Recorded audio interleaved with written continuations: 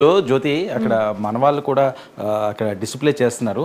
Vote శాతం 11 గంటలకి టైంలో ఇప్పటి వరకు కూడా పోలింగ్ శాతాన్ని కూడా వాళ్ళు చెప్పడం జరుగుతుంది. అనకాపల్లి సుమారు 20%, కాకినాడ 21%, కోనసీమ 26%, తూర్పుగోదావరి 21%, అలాగే పల్నాడు 23, బాపట్ల 26, ప్రకాశం 23, నెల్లూరు 23, తిరుపతి 22, చిత్తూరు 25, అన్నమయ్య జిల్లా 22, వైఎస్ఆర్ జిల్లా 27, కర్నూలు 27. చాలా ఎక్కువ పోలింగ్ అవుతున్నట్లుగానే మనం అనుకోవచ్చు. ఎందుకంటే ఇది 11 గంటలకి ఉన్న డిసిప్లిన్ అది మనం చూస్తుంటే ఈ రేషియో చూస్తే ఖచ్చితంగా 70 నుంచి 80% అయ్యే అవకాశం అయితే ఖచ్చితంగా ఉంటుంది.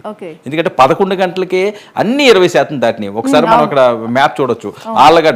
ఆళ్ళగడ్డ, నందికొట్కూరు, డోన్, శ్రీశైలం, నంద్యాల, జనగానపల్లి, డోన్, శ్రీకాకుళం, విజయనగరం, ఉత్తరాంధ్ర ప్రాంతాల్లో కూడా అంటే ప్రతి దగ్గర కూడా 20% పైన పోలింగ్ జరిగింది. 11 గంటలకి 20% పైన పోలింగ్ జరిగింది అంటే పోలింగ్ చాలా బాగా జరుగుతున్నట్టు. కానీ తెలంగాణలో ఆ పరిస్థితి కనిపించట్లేదు అన్నది మన దగ్గర నుంచి వస్తున్న రిపోర్ట్స్. చూద్దాం మరి ఏం జరుగుతుందో. గంటకి కూడా పెరిగే అవకాశం అయితే కనిపిస్తున్నది. ఆదిలాబాద్ నుంచి శ్రీనివాస్ అడుగుదాం.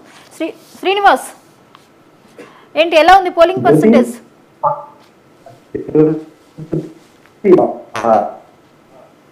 అయితే అంటే ఎన్నికల పోలింగ్ అయితే అందకోడిగా కొనసాగుతున్నటువంటి పరిస్థితి ఉంది. ప్రారంభమైన 2 గంటలు కావాల్సినవి కూడా మొదట ఉదయం 7 గంటల నుంచి 8 గంటలు ఆ గంట వరకు మాత్రం ఏదైతే పోలింగ్ కేంద్రాలు ఉన్నాయో పోలింగ్ కేంద్రాల వద్దకు ఓటర్లు అయితే బాధలు తీరినటువంటి పరిస్థితి.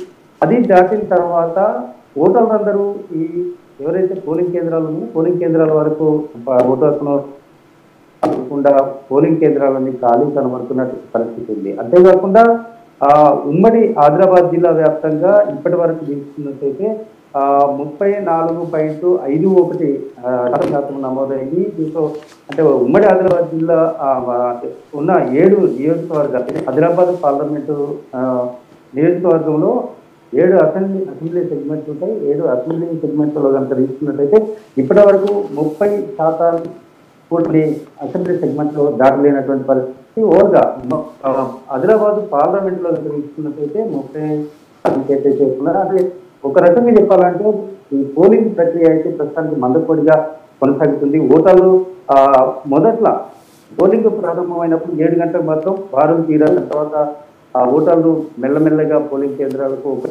వచ్చి తమ ఓటు హక్కును వినియోగించుకుంటున్నటువంటి పరిస్థితి.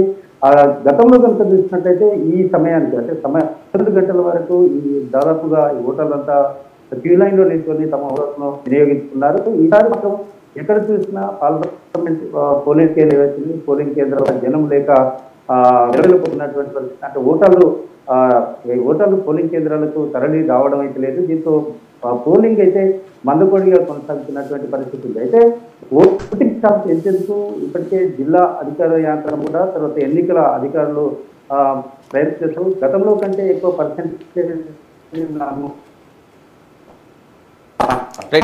ఇక్కడ ఒక విభిన్నమైన పరిస్థితి అయితే మనం చూస్తున్నాం.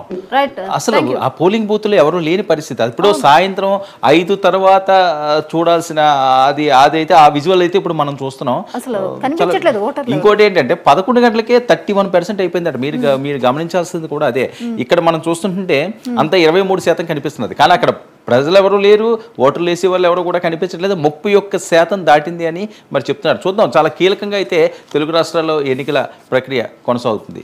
రైట్, ఇది మొత్తానికి 2 తెలుగు రాష్ట్రాల్లోనూ పోలింగ్ ప్రక్రియ ఇప్పటికే అన్ని చోట్ల కూడా 20% దాటిపోయినటువంటి పరిస్థితి.